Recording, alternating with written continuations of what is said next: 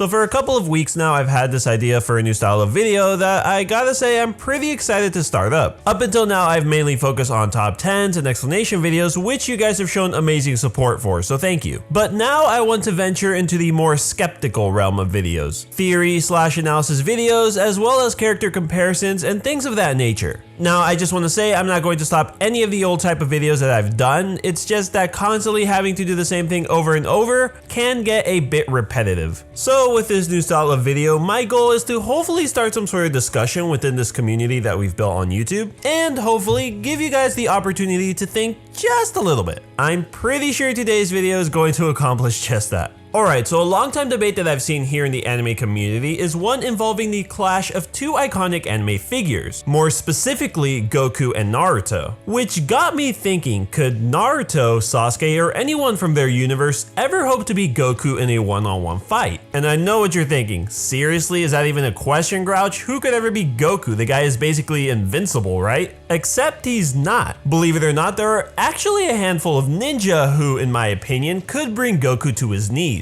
and in some cases even kill him. Now, I know just having said that, I've already created a lot of hate on this video and probably my overall image as an anime YouTuber, but all I ask is that you guys just hear me out and maybe I may be able to convince you guys. Now, there's no denying that Goku is strong, and I mean really strong, capable of blowing up entire planets if he really wanted to. The only person who comes even remotely close would have to be Might Guy after opening the 8 inner gates. You know, if he were on roids and a million times more powerful, but we'll give him the benefit of the doubt. But while brute strength and power levels is really all you need to win a fight in Dragon Ball, the ninja world is a bit more complex. You can't just rely on your fists and hope to win a fight, you need wits. A keen mind is what keeps you alive in the Naruto universe. And it's this shinobi lifestyle that has caused a number of brilliant minds to have come into existence. As I'm talking about this, one specific quote from Naruto comes into my mind, a quote that was made by Black Zetsu during Sasuke's fight against Itachi.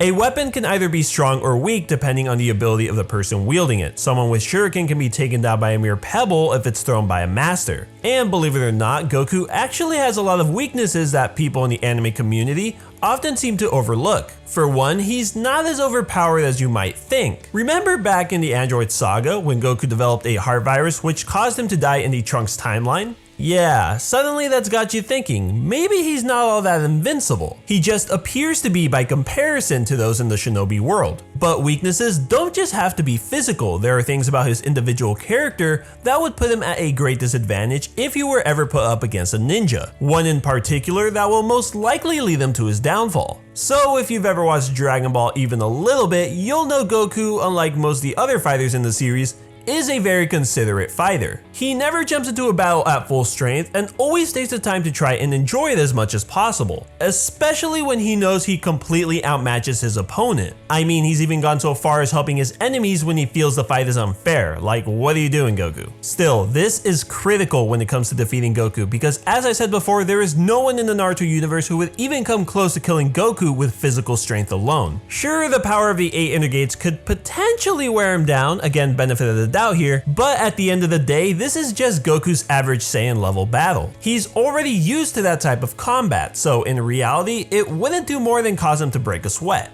On the other hand, Guy or any other user of the 8 inner gates would be limited to a short time frame before their body would begin to literally destroy itself. This is why the time gap is so important, because it is essentially Goku's weakest point in the battle, and thus would be the best chance for any shinobi to beat him. Essentially, the battle would have to be over before it even begins. That is what we're going to be discussing today. Which ninja would be able to stop the legendary man himself? Now, I'll be honest with you, when I first came up with the idea to make this video, I really didn't believe anything would come of it, as the only ninja I thought would even have the slightest chance of bringing down a Super Saiyan would have to be someone like the Uchiha. I mean, with how OP their Genjutsu is, one look into their eyes and boom, you're trapped, you're in the realm of illusion, leaving your body completely vulnerable to an attack.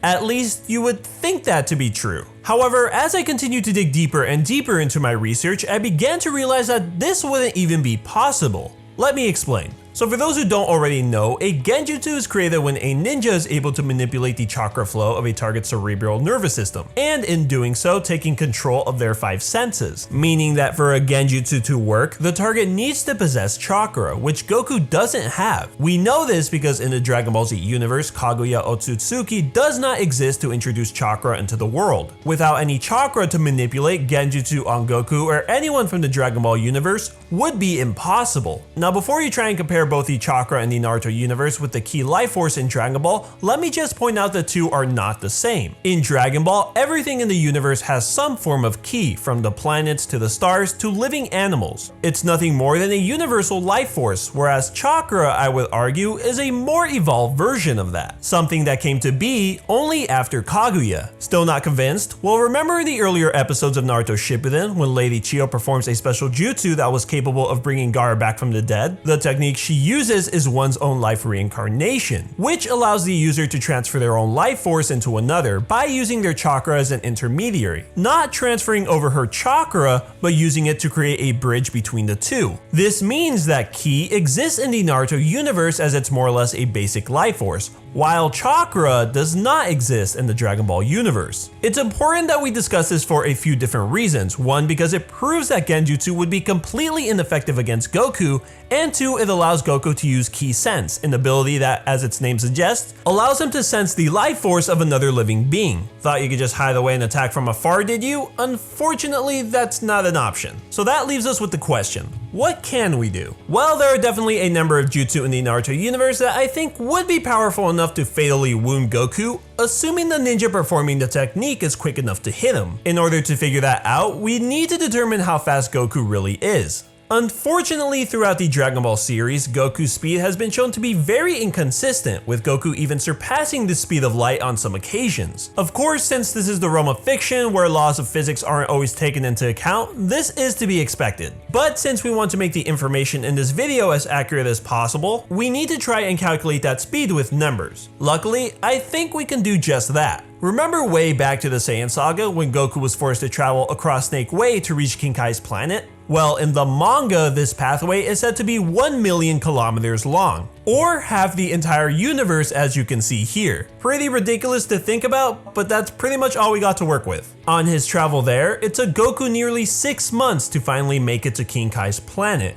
However, after he had completed his training, the same trip back only took him 2 days. That's roughly 20,833 kilometers per hour, or for my American viewers, over 3.5 miles a second. Mind you, he did fly his way back rather than run, but still, 2 days to get you across half of the entire universe is insanely quick. And you have to remember, this is during the early parts of the Dragon Ball Z series, when Goku's power level was only a mere 9,000! After he touches down on the planet Namek in the next arc, a scouter scan reveals his power level to have increased to 180,000. And that's just scratching the surface. With his speed constantly increasing alongside his power level, there's no way anyone in the Naruto universe could physically keep up with those numbers. It's just not possible. Okay, that was a lot of explaining, but I think we've covered just about everything we need to know to make our list. So real quickly, let's just summarize everything we've learned so far. First, we've learned that Goku is powerful, but not necessarily invincible. Second, he is capable of moving around at incredible speeds, physically unmatched by anyone in the Naruto universe. Third, he is at his most vulnerable point at the beginning of a fight. And finally, he is unaffected by Genjutsu, but has the ability to sense ki energy. So now the fun part. Who in the Naruto universe has what it takes to bring down the legend himself? I count 6 that I think could do it anyways. And these results will surprise you. The first ninja, who I believe is capable of killing Goku, is Sasuke Uchiha. I believe Sasuke is capable of winning for 2 reasons. The first is that he possesses the Amaterasu, and the second is that he possesses the Rinnegan. Thanks to the power of the Rinnegan, Sasuke now has access to the Amen no Tejikara, a space-time ninjutsu that allows him to switch places with anything instantaneously. While it's true Goku is capable of moving at tremendous speeds, he is not able to move from one place to another in a single instant. And yes, he does know the instant transmission technique, however he is unable to execute it like Sasuke. True, while both work in a similar manner in which they are able to travel through a dimensional void to reach their destination, Goku's transmission technique actually requires him to pinpoint and focus on a specific key, which is not instantaneous, while Sasuke on the other hand can perform this maneuver immediately. I can see Sasuke making use of this ability and combining it with the Amaterasu to switch locations and catch Goku by surprise. Even if he is unable to land a hit directly, all Sasuke would need to do is come into contact with Goku and immediately swap places with the Black Flames. Though reckless, Goku would be unable to dodge and would most definitely be hit by the Amaterasu. And with no way to extinguish the Black Flames, he would be doomed to die. Okay, so maybe Sasuke was kinda predictable, but I just want to point out his victory had nothing to do with him being a main character. His abilities just happened to work out in the sense that he is the only ninja who is both quick enough and possesses an extremely lethal jutsu. But while the next few ninjas can't jump around space and time, there are some other weaknesses we can take advantage of. The second ninja, who I believe is capable of killing Goku, is Deidara. Now the reason Deidara managed to make it on this list is because of one extremely powerful and deadly technique, his C4 bombs. For those who don't remember, the C4 is a technique in which Deidara consumes a large quantity of detonating clay and releases it to form a gigantic version of himself. Once he chooses to erupt it, the giant Deidara will release millions of microscopic bombs that, when detonated, can destroy any living being at a cellular level, turning them to dust. As Goku would have no way of detecting these bombs, he would be completely oblivious to the situation and would most likely fall trapped to the jutsu. From there, Deidara could simply blow him up from the inside out. Worst case scenario for Deidara, he could use himself as bait to lure Goku inside the jutsu's attack radius, though the detonation would most likely result in him dying as well. The third ninja, who I think would be capable of bringing down Goku, is Dosu. Bet you weren't expecting to see this guy on the list, but Dosu, unlike many other ninja in the series, actually possesses a pretty effective technique which in my opinion is very capable of bringing down Goku. And much like the last technique, there would be no way for Goku to be able to detect it coming. For those who are hazy, Dosu was a follower of Orochimaru sent to the Chunin exams in part 1 with the mission to target Sasuke Uchiha. Dosu's attacks focus on manipulating sound by using the resonating echo speaker he has attached on his right arm. With this, he is able to send amplified sound waves to attack an opponent's eardrum, which would cause great pain, disorientation, and nausea. With no way to defend against this jutsu, it's likely Goku would be down for the count almost immediately. Though seeing as how Goku can be shot with a gun and not be injured, I'm not too convinced that Dosu would be able to deliver a finishing blow. Unless of course something like poison was involved. Still, just being able to bring him down is a pretty major accomplishment on its own. The fourth ninja, who I think is capable of bringing down Goku, is Orochimaru. So there's no denying Orochimaru is one scary powerful guy, capable of using all sorts of forbidden jutsu. However, there is only one jutsu in his arsenal that I believe would allow him to stand a chance against Goku, the Living Corpse Reincarnation. This jutsu, for those who forgot, is the technique which Orochimaru uses whenever he wants to transfer his soul into another person's body. To do this, he would first need to unleash his white snake form and then intentionally get hit by Goku or cause injury to himself. Why do this? Well, it is explained in the series that when the blood of the snake makes contact with the air, the result is a fume which causes the body of any person in the area to go numb. Seeing as how this poisonous fume managed to affect even Sasuke, someone who had gained an immunity to most different poisons, says a lot about how strong it is. From there, Orochimaru would be able to perform the Living Corpse Reincarnation technique, which would allow him to take over Goku's body. Not technically killing Goku, but sealing him inside his own universe. Without the power of the Sharingan, there would be no way for Goku to escape this technique. The fifth ninja, who I think is capable of killing Goku, is Dan.